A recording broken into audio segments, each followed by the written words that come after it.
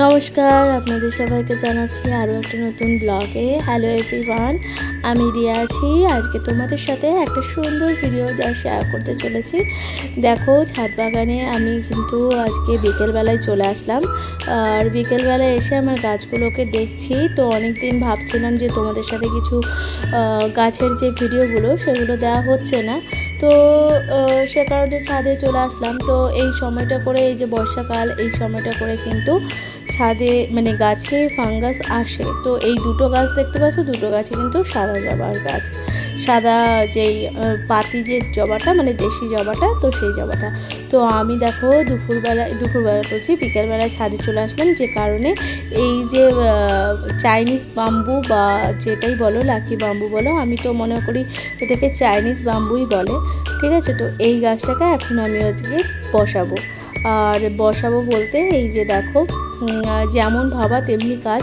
গাছটা প্রথমে আমি অনলাইন থেকে কিনেছিলাম, তখন একটা মোটা শক্ত কাঠ দিয়েছিল, আর ভেবেছিলাম যে এমনি ঠকিয়ে দিয়েছে এই কথা চিন্তা করতে লাগলাম। তো বেশ অনেক দিন জলে ভিজিয়ে রেখেছিলাম গাছটা।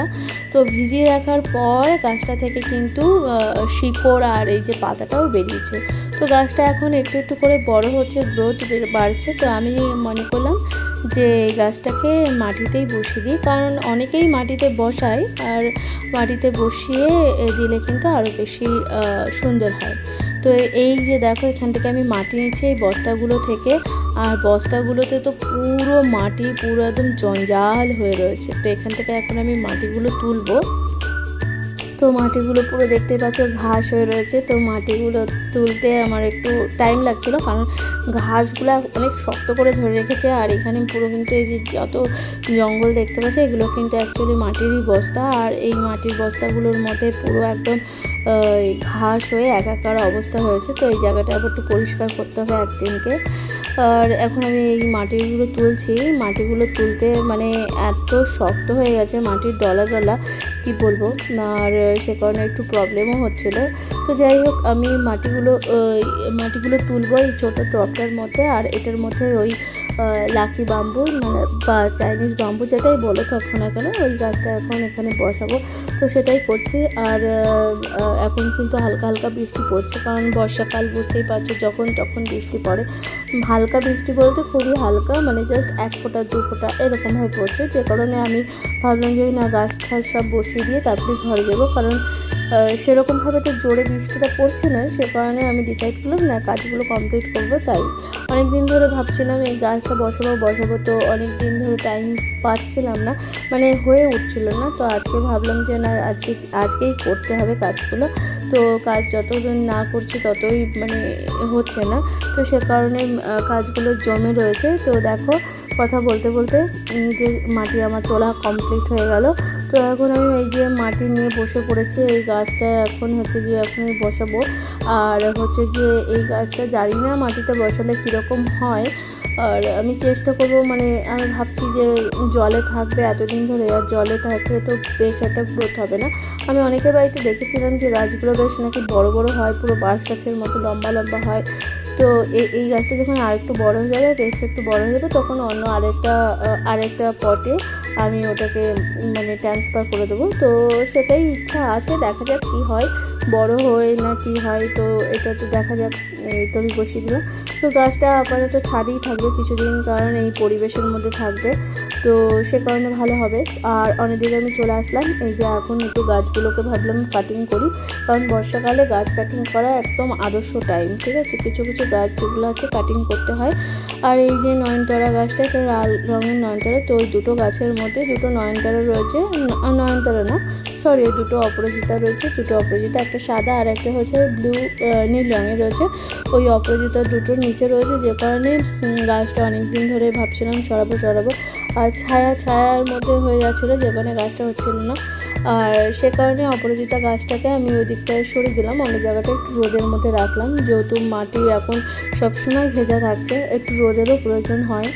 আর এই যে দেখো, এই গাছগুলো এখন অপরাজিতা গাছগুলোকে এখন আমি কাটিং করব। এই যে অপরাজিতা গাছগুলোকে এখন কাটিং করে রাখবো, কারণ এই গাছগুলো অনেক বেশি ঝাঁকড়া হয়ে গেছে। গাছ বেশি করে কাটিং করতে হয়, কাটিং না করলে গাছের গ্রোথ হয় না আর ফুল কিন্তু আসে না। আর গাছ যত বেশি কাটিং করবে ফুল তত বেশি আসবে, কারণ গাছের যত মানে কি বলবো ভিটামিন সব গাছের ডালপালা এগুলোতে নিয়ে নেয়, যে কারণে গাছে ফুল আসতে একটু লেট হয় বা ফুল আসে না, এই কারণেই একটা ব্যাপার। তো তোমরা কে কোথা থেকে দেখছো আমার ভিডিওগুলো অবশ্যই কমেন্ট করো, আর আমি এই গাছটা কেটে ঠিক করলাম না ভুল করলাম অবশ্যই সেটা জানাবে। আর আমার তো মনে হয় আমি এইভাবে গাছগুলো আমি কাটি, কারণ আমি এই অপরাজিতা গাছগুলোকে অ্যাকচুয়ালি আমি লম্বা হতে দিই না, এগুলোকে আমি জাস্ট একটু ঝাঁকড়া করতে চাই, মানে যেরকম হয় না যে ঝাঁকড়া টাইপের হয়, মাথায় একটুখানি অনেকটা গোছ মতন ওইরকম টাইপের আমি করতে চাই, তো সেরকমই আমি করছি।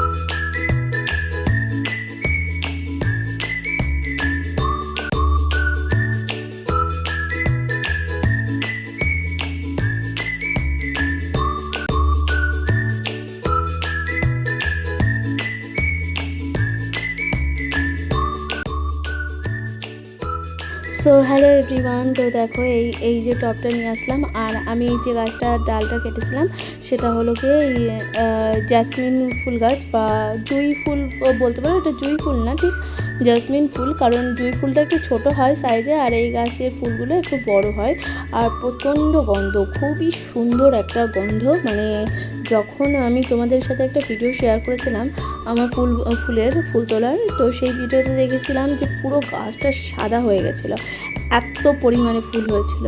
তো ওই গাছেরই গাছ আর এত সুন্দর গন্ধ বেরোচ্ছিলো যে কি বলবো। তো এই গাছটাকে আমি কাটিং করলাম, আর এই টবগুলো মানে এই যে ডালগুলোকে ফেলে দেবো না, এই ডালগুলোকেই আমি বসিয়ে দেবো, আর কারণ এখান থেকে অনেকগুলো গাছ হবে, আর এই গাছগুলোকে আমি যখন বড় হবে বা এই গাছগুলো থেকে যখন শিকড় বিকড় বেরোবে, মানে গাছগুলো যখন সুন্দর হয়ে যাবে, তখন আমি কিন্তু আলাদা আলাদা করে অন্য মানে টবে আবার ট্রান্সফার করে দেবো, কারণ হচ্ছে এই গাছগুলো একটু বড় হয় আর একসাথে তো এতগুলো গাছ তো রাখাই যাবে না। তো এগুলো জাস্ট আমি বাঁচানোর জন্য এখানে বসালাম এই ডালগুলো কেটে কেটে। আর সবথেকে বড় ব্যাপার, এগুলো ডাল থেকেই কিন্তু এই ফুলগুলো হয়, ডাল থেকেও হয়, আবার অনেকে চারা করেও করে। আর আমি যে গাছটা দেখতে পাচ্ছ ওই গাছটা, ওটা কিন্তু আমি ডাল থেকেই ওই গাছটা বানিয়েছিলাম, ডাল নিয়ে এসে তো ওটা বানিয়েছিলাম মানে বাঁচিয়েছিলাম।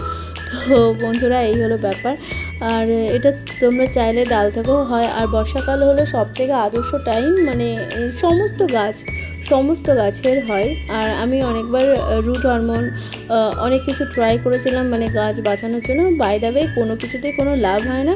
রুট হরমোনও সেরকম একটা আমি মানে কি বলবো ভালো একটা প্রভাব বা ভালো উপকার কিছু আমি দেখিনি, কারণ রুট হরমোনটা সেরকম যে লাগিয়ে বসেছিলাম, রুট হরমোন দিয়ে বসেছিলাম গাছে, যেরকমভাবে আমি ভিডিওগুলো দেখেছিলাম যে এইভাবে করলে মানে এত কিছু দিয়ে গাছ বসালে গাছ হয়ে যায়, গাছের শিকড় চলে আসে, একটা গাছ তৈরি হয়ে যায়। বিশেষ করে জবা ফুল গাছগুলোর কথা যেগুলো বলছিল, তো আমি ওরকমভাবে বসিয়েছিলাম, তো কিছুদিন পর গাছগুলো জাস্ট মরে গেল। তো আমি যখন আমাদের যে নর্মাল প্রসেস মানে ডাল ভাঙো আর বসাও, মানে ডাল ভাঙো আর মাটিতে একটু মাটিটা খুঁড়ে সুন্দর করে তো ওখানে বসিয়ে দাও, ব্যাস এমনিই হয়ে যায়। তো এরকমভাবে আমি অনেক গাছ বসিয়েছি। ইনফ্যাক্ট যেগুলো হাইব্রিড সেই জবা, দেশি জবাগুলোর কথা আমি কিন্তু এখানে বলছি না, কারণ দেশি জবাগুলো তোমরা যেরকম পারবা সেরকমভাবে বসিয়ে দিলে মাটির মধ্যে মাটির ছোঁয়া পেলেই গাছ বেঁচে যাবে। আর যেগুলো হাইব্রিড জবা সেগুলো একটু হতে একটু টাইম লাগে, সেগুলো একটু হওয়াটা অতটা পসিবল নয়। তো ওই হাইব্রিড জবাগুলোর ক্ষেত্রেই আমি বলছি, হাইব্রিড জবাগুলো আমি কিন্তু ওই রকমভাবে বসেছিলাম, মানে ডাল কেটে এমনি বসিয়ে দিয়েছিলাম, তো ওই রকমভাবে বসালে হয়ে যায়। তো বন্ধুরা এই হলো ব্যাপার। তো তোমরা চাইলেও এরকমভাবে করতে পারো। আর আমার ওই গাছগুলো, মানে এই জেসমিন ফুল গাছগুলো বাঁচে কি বাঁচে না সেগুলো আমি অবশ্যই তোমাদের সাথে তো সব কিছুই শেয়ার করি, গাছপালার বিষয় সংক্রান্ত যেগুলো একদমই অরিজিনাল, তো সেগুলো আমি শেয়ার করব। আর এই যে গাছটা দেখতে পাচ্ছ, এটা হচ্ছে গিয়ে দোপাটি ফুল গাছ। তো এই গাছটায় এরকম একটা ছোট চারা বসিয়েছিলাম, সেই গাছটা এত বড় হয়ে গেছে, এত বড় হয়ে গেছে, একসাথে দুটো গাছ বসানো ছিল, যে এত বড় হয়ে গেছে গাছগুলো এই যে বৃষ্টির দিনে উল্টে কিন্তু পড়ে গেছিলো, মানে একদম মাটি নরম হয়ে গিয়ে যেই টবে বসানো ছিল সেই টব থেকে কিন্তু উল্টে পড়ে গেছিলো। তো আমি কি করলাম, তো দুটো গাছ ছিল, যেহেতু দুটো গাছই এরকম বড় বড় হয়েছিল, আর বড় বড় হয়েছিল বলে আমি দুটো গাছকে কিন্তু আলাদা আলাদা টবে বসাবো। এই গাছটাকে আমি এই টবে বসাবো, আর ওই গাছটা যেই গাছটা ছিল ওটাকে ওই টবে বসিয়ে দেবো পরে।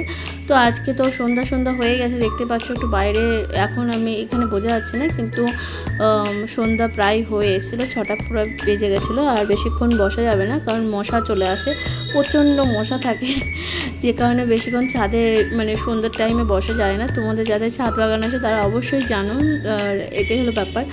তো বন্ধুরা এই হলো আমার ছাদ বাগানের ভিডিও। আমি নেক্সট পার্টটা অবশ্যই তোমাদের সাথে শেয়ার করবো, আর কী গাছ লাগালাম বর্ষাকালে, কী কাটিং করলাম সবই শেয়ার করব। আর এখন মোটামুটি আজকের মতন আমার কাজকর্ম জাস্ট কমপ্লিট হয়ে গেছে ছাদের। তো এখন আমি নিচে যাব, আর আজকের মতন আছি, বাই বাই। তোমরা কোথা থেকে দেখছো আমার ভিডিওগুলো অবশ্যই কমেন্টে জানিও, তোমাদের কেমন লাগলো সেটাও জানিও, অবশ্যই লিখে জানিও, অবশ্যই সাবস্ক্রাইব করে দিয়ে পাশে দেবো। Thank you for watching.